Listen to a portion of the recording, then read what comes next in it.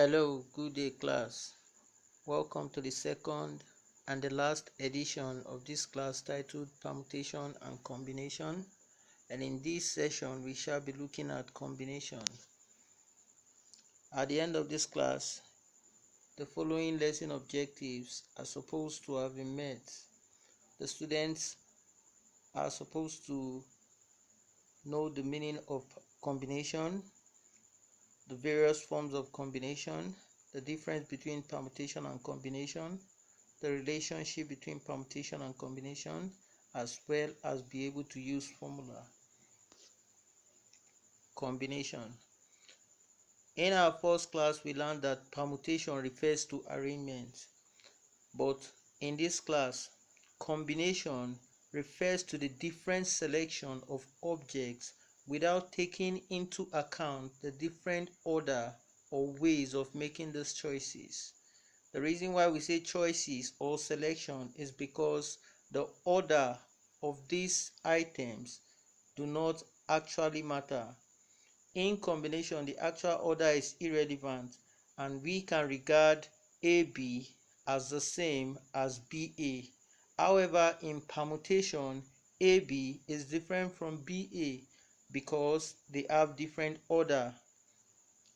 Also, BCD is regarded as the same as CDB or BDC,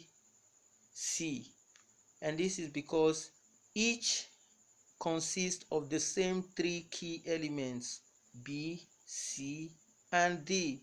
But in permutation, these three key elements differ in their arrangement, and that made them different in permutation, but in combination they do not differ, irrespective of the fact that the orders were different. Now, combination is the same thing as selection. We can also use the word choosing to refer to combination. And combination of n objects taking r items at a time is given by the formula below. N combination r, which you see in the bracket, it's equal to NCR. NCR means n combination r, and it is equal to n factorial over, in bracket, n minus r factorial times r factorial. And the relationship between permutation and combination is given in the next formula, which means n combination r is equal to n permutation r all over r factorial. We will see the use of these formulas as we go on. Now, a key explanation of the difference between permutation and combination can be seen in the illustration below. Now, if we are asked to select any three items from A, B, C, D, we can either choose A, B, C, or we can choose A, B, D, or we can choose A, C, D, or we can choose B, C, D. Now, these are three key elements you pick from the four elements. This is an example of combination. But if you look at the boxes under each of them, you see different arrangement of each of those three key elements. That is an illustration of permutation. For instance, if you look at the box beneath ABC, you see ABC, ACB, BAC, BCA, CBA, CAB. All of these are different order or different arrangements of the same three key elements ABC. So ABC is the combination of A, B, and C, but ABC and all of those other orders are the different arrangement or permutation of those three elements. So that is a perfect illustration of the difference between permutation and combination. Now, the total arrangement of four objects taking any three items at a time is equal to 4 combination 3, which is equal to 4 factorial over 4 minus 3 factorial times 3 factorial, as we saw in the formula before this slide. And if you simplify that, it gives you that 4 minus 3 there equals to 1, and then you have 4 factorial over 1 factorial times 3 factorial, which simplifies into 4 different ways of arrangement. All right, we have some examples, work examples on combination. The first example here is, in how many ways can a committee of 5 consisting of 3 males and 2 females be selected or be formed from a club consisting of 8 males and 7 females? Now here we are supposed to pick 3 males from 8 males and 2 females from 7 females, and that makes it 3 males plus 2 females, giving us 5 people we are supposed to pick in that committee. So the number of ways of doing this is 8 combination 3. That means you find the combination for the male separately, you find the combination for the female separately, and then you multiply. So 8 combination 3 times 7 combination 2, which equates to 1176. You can as well do that in your calculator or with your calculator. Now, example number 2. A committee of 5 health workers is to be selected from a group of 6 doctors and 4 nurses. Find the probability that it consists of 3 doctors. Now we have 6 doctors and we have 4 nurses, but you need 5 health workers from these 10 health workers.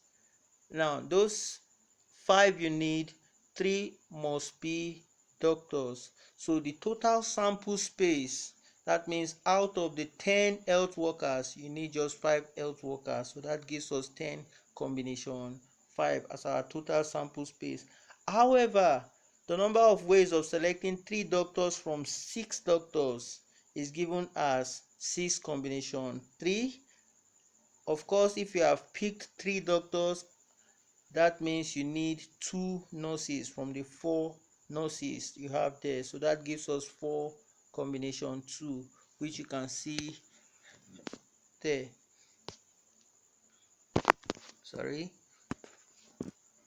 So we have 6 combination 3 times 4 combination 2.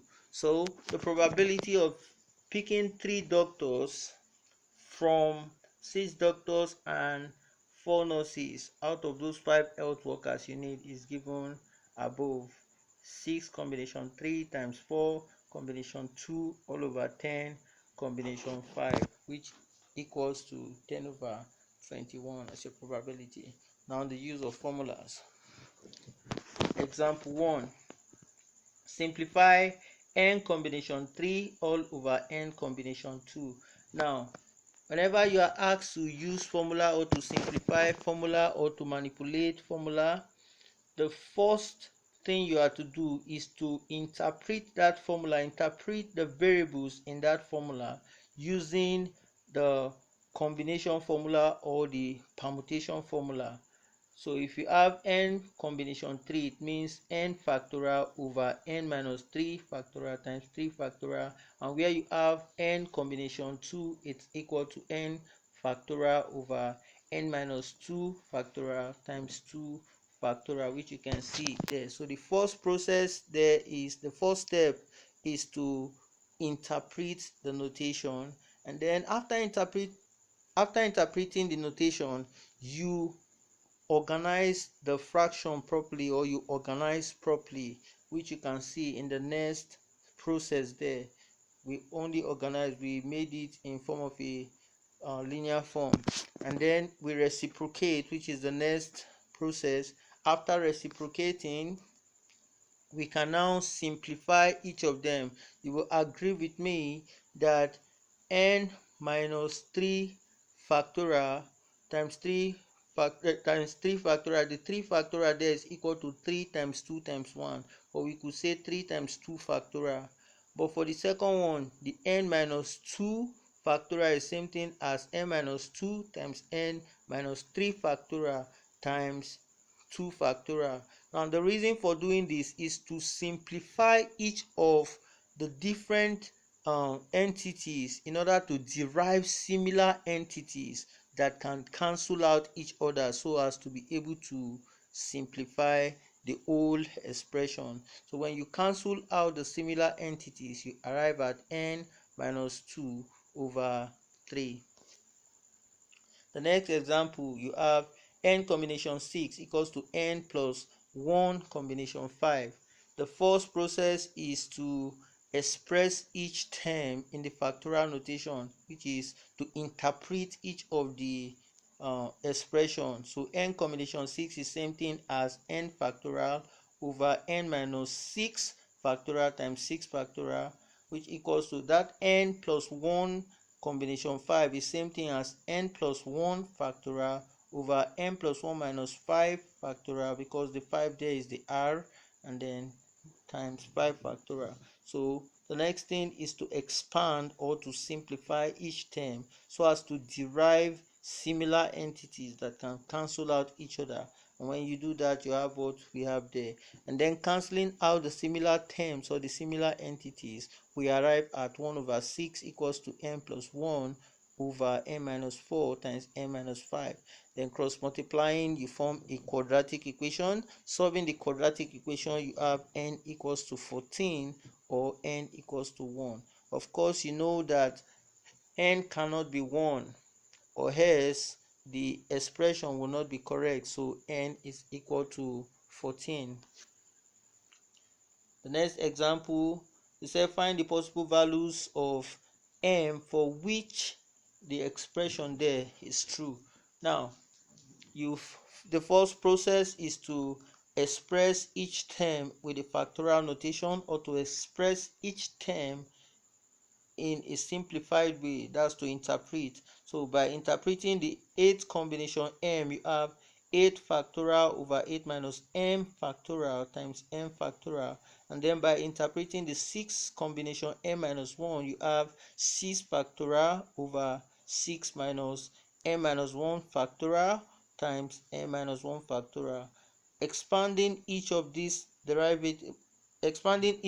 entities, you derive the next term there, and then you cancel out the similar entities, you arrive at 15 into bracket 8 times 7 over 8 minus m times m equals to 56.